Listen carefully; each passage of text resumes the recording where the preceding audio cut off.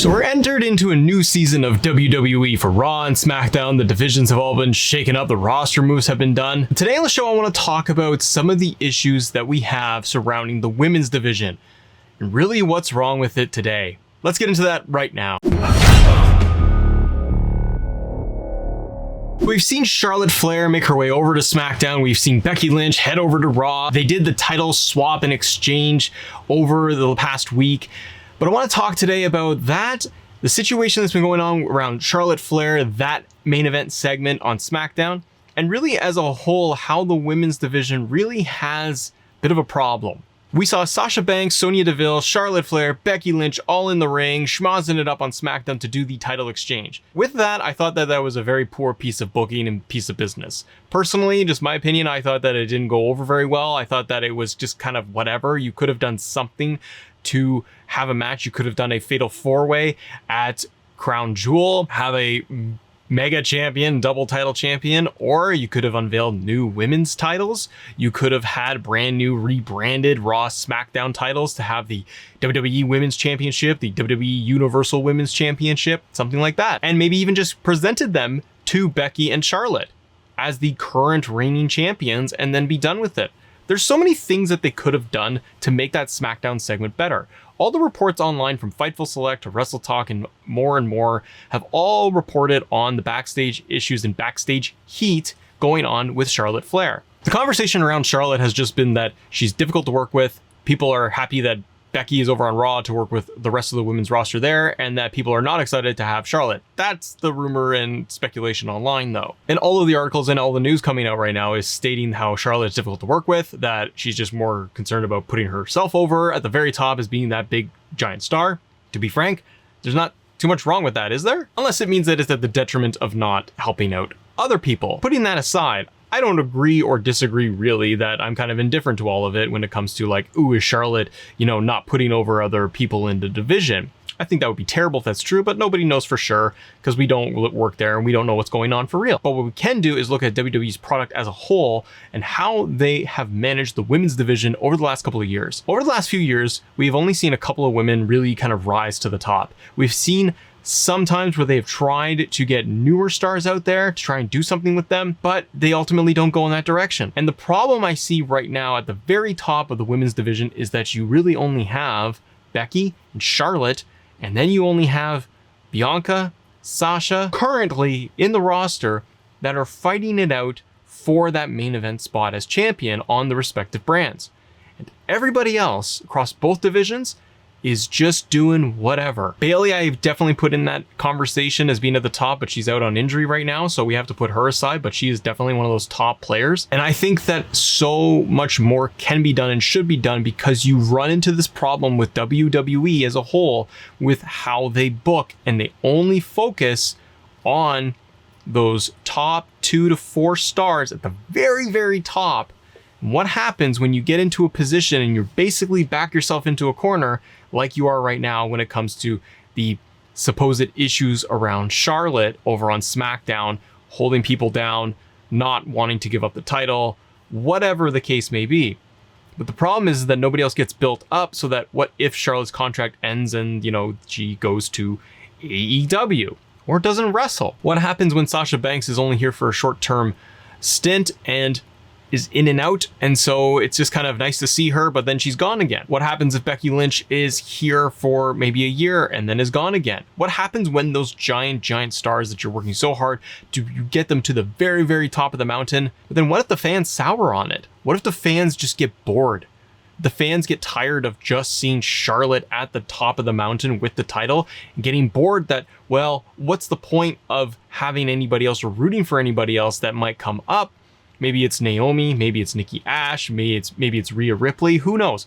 Maybe it's Liv Morgan, but you have all of these other stars that if you roll them up to Charlotte, it's like, well, they're not going to get over, or even if they do get a little win, it's only a short-term thing. Charlotte's going to come out, do a 10-minute promo, talk about how great she is, and then boom, that's it. It doesn't allow for other characters to build and come into the spotlight and get that time to shine and prove what they can do. And we get these longer women's matches, which is great at the very top of the card, but we don't get that investment for the rest of the card.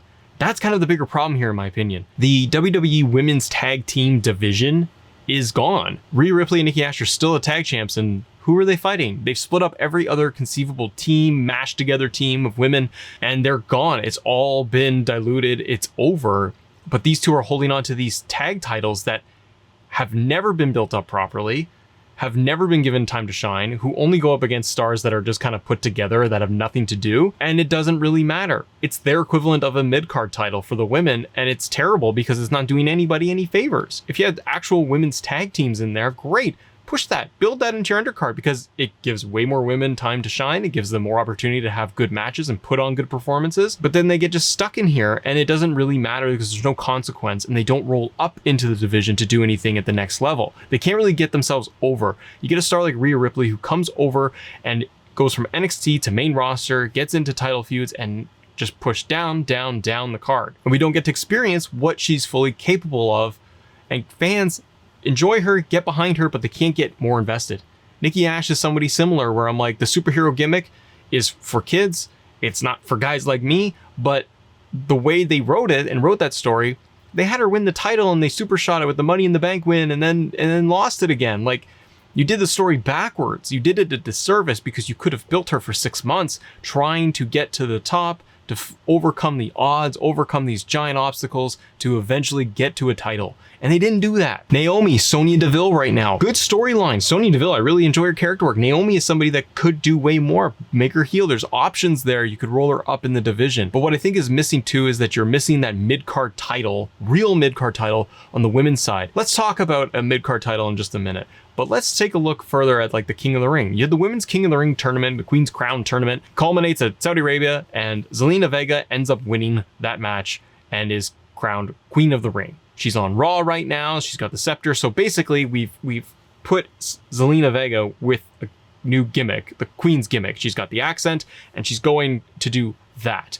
And she's going to get into probably little matches with Doudrop and whoever else, Nikki Ash or somebody, and just talk about how great she is because she won the Queen's tournament, but it's not going to roll into anything. You have a new King Corbin just on the female side, and it's kind of whatever. There's no long-term story building there, and that doesn't allow the character to advance. It just spins their wheels in that lower card. And what if you're trying to build these characters properly, why wouldn't you have Zelina Vega win and then get built up further to start dominating other women in the division, show her quickness, athleticism, get sneaky, cheaty wins all the way through. She won the Queen's tournament. She can boost all of that up, but then also talk down other people, get cheat wins, and build herself up to try and get into the title scene. But because you don't build up other stars enough, or you flirt with it like a Liv Morgan, when they do start entering into the title scene to challenge Becky or Charlotte, it doesn't even look like it's on the same level. They don't even look like they're in the same world, that they're just there to be fodder for them because we've got to keep Becky and Charlotte the strongest at the top, or whoever the women's champions are. But when you keep only those few at the very, very top,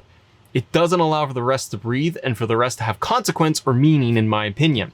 Now, let's talk about that mid-card women's title. To me, this is something that AEW is going down the path of doing and that I'm very excited for, where we get that TBS championship. It's allowing for more stars to get more exposure, more TV time, and more story focused around another title.